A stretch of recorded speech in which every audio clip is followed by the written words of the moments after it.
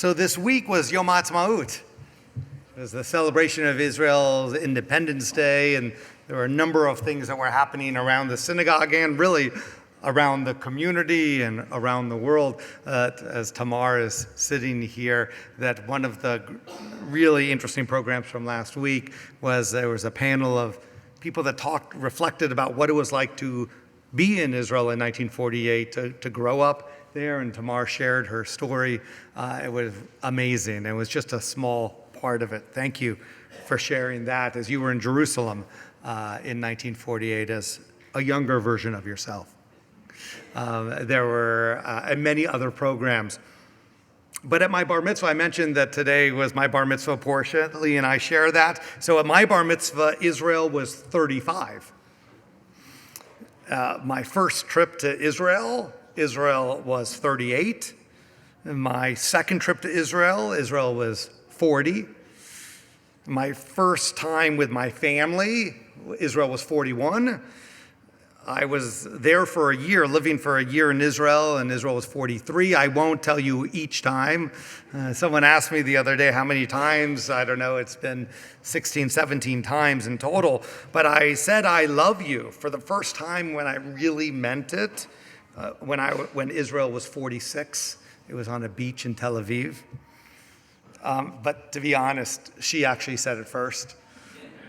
I went the first time with Bethel families when Israel was 63, and returned with Bethel people to Israel when Israel was 65 and 68 and 70 and 71 and 72, and just got back when Israel was 74 in December. And this summer I'll be in Israel when Israel is 75, and a family trip is planned for when Israel is 76 next summer as well. So Israel has always been a mirror for me. I could see myself more clearly. Israel was a constant, but each time I visited, I was different. For example, the ruins of Masada were constant, but I was different each time I looked down from the excavations. I do appreciate changes, though. Since the Masada cable car opened up in 1998, I certainly appreciate progress. Today, I catch a ride up on the cable car and I hike down. But part of my love of Israel is because it is essential to my understanding of Judaism. To be clear, Israel is not essential to Judaism as a whole. After all, from the destruction of the Second Temple until 1948, 1,950 years later, a Jewish sovereign state did not exist, and yet Judaism thrived. During those years, the Talmud was codified, Sadia Gaon assembled the first prayer book, Rambam wrote the Mishnah Torah, Joseph Caro wrote the Shulchan Aruch, and even Yosela Rosenblatt, the greatest chazan of his time, recorded a recording in 1917 of Kol Nidre without the modern state of Israel existing. Judaism thrived, but it was incomplete for all that time. Today, Zionism has a bad name in too many circles. I am proud to be a Zionist.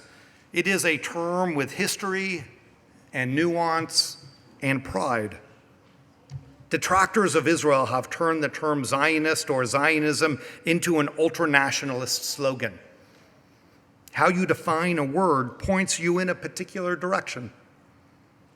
For example, Al Jazeera defines Zionism as a colonial movement supporting the establishment by any means necessary of a nation state for Jews in historic Palestine.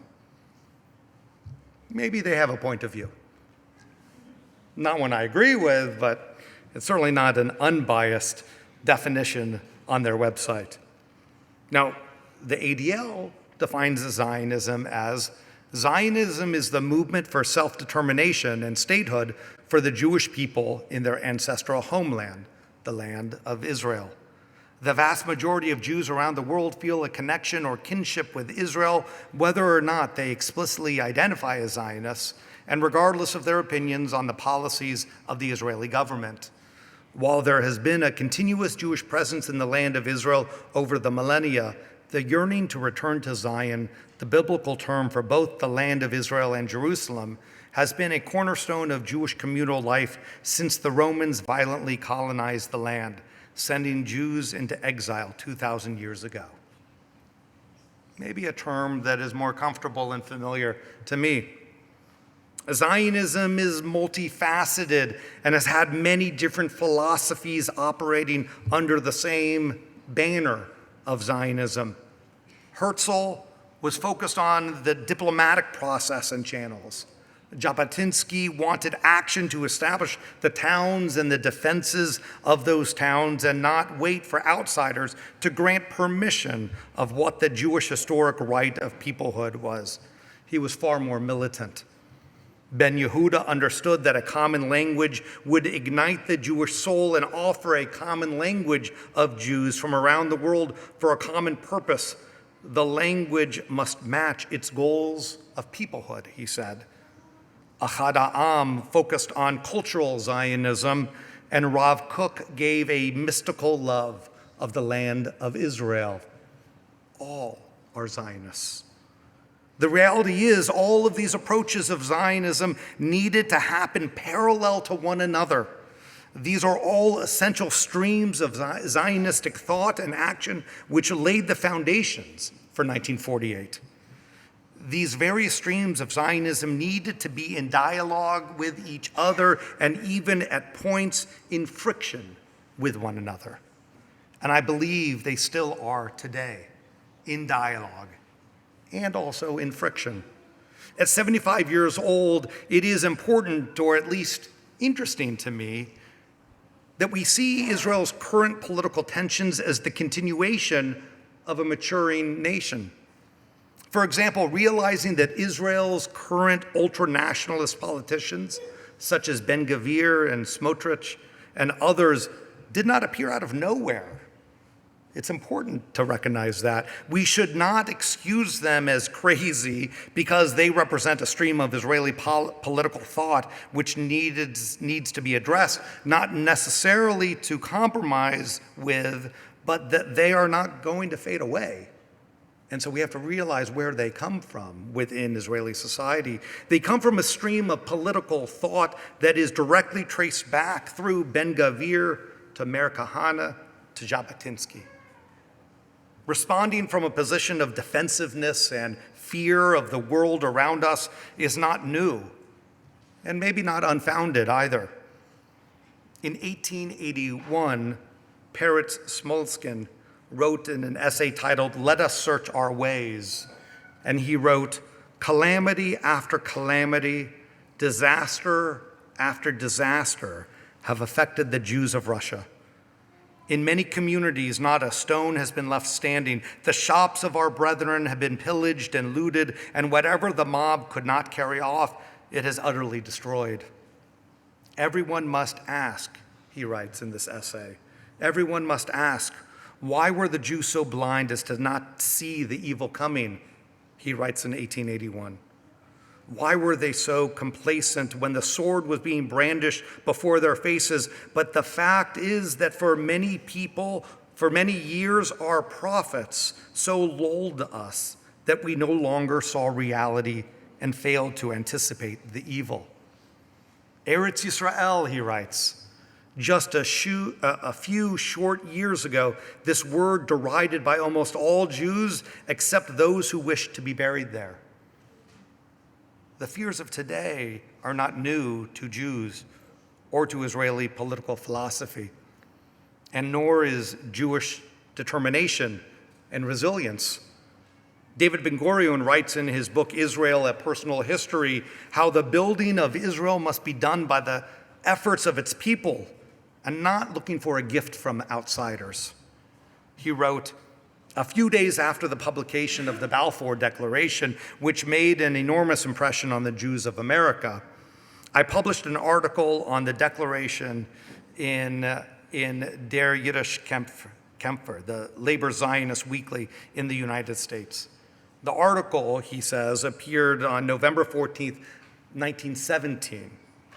And he quotes himself, "England has not given us back the land of Israel. It is at this very moment when we feel joy at the great victory that we must make it very clear. England cannot give us back the land of Israel. This is not because the country is not, or not yet, under her control. Even after England exercises sovereignty over the entire land of Israel, from Beersheba to Dan, it will not become ours simply because that is her desire. Not even if all the other countries in the world agree as well. A land can be won by a people only through their own efforts and creativity, their building and settlement. England has done a great deal. She has recognized our existence as a political entity and our right to the country. The Jewish people now transform this recognition into a living reality by investing their strength and spirit and energy and capital in building a national homeland and achieving full national salvation." He says, "My article was not well received by the majority of American Zionists. At the time, they regarded the Balfour Declaration not as the beginning, but almost the culmination of Zionism, the end." Ben-Gurion understood that the hard work ahead, physical and cultural and emotional, cultivating a modern nation was going to take all types of people. We see all those people in Israel today. Today, we see many diverse political streams. We see them colliding in ways we hope will act like a crucible to refine higher ideals, but too often they bring out the lower base emotions. In a talk by Mika Goodman that I recently heard at a Hartman Institute program, he pointed out that for months, hundreds of thousands of Israelis have been taking to the streets each Saturday night in protest to the judicial reforms or judicial revolution, again, however you want to frame the words. He points out something important about these ongoing mass protests. First, they have been peaceful. Hundreds of thousands of Israelis have taken to the street, and they have been peaceful for the most part. That would not have happened in so many countries around the world, either because the protesters would choose violence or the government would choose violence against them. Well, that could change as tensions continue to simmer, but they have been peaceful. And I think that it speaks to the nature of the country, of the protesters, and maybe to the government as well. And the other thing that Goodman points out is the use of the flag. In many places, national flags are used to burn in protest as symbols or symbols of narrow, ultra-nationalistic emotion. Think of the American flag and how it is used here in America. It's used as a symbol of a patriot, and it's leveraged against people. During these protests, the flag has been a unifying symbol. My phrase, not Goodman's, but during the protests, the flag is not used like the American old boy patriotism, but as a reminder of the nation's higher values. At 75 years, we are seeing a real soul searching by Israelis. And I firmly believe that we as Jews, even though we are not Israelis, have a place in that soul searching. We too should be reflecting on the Jewish nation we want. We should be reflecting on the relationship with Israel and realize that we are tied to each other. Israel and the Jewish people, Israel and the diaspora are intertwined. We do not have the option to walk away simply because it's complicated or inconvenient or even because it's really hard. My love of Israel allows me to protest policies while also loving the country. Israel needs us and we need Israel.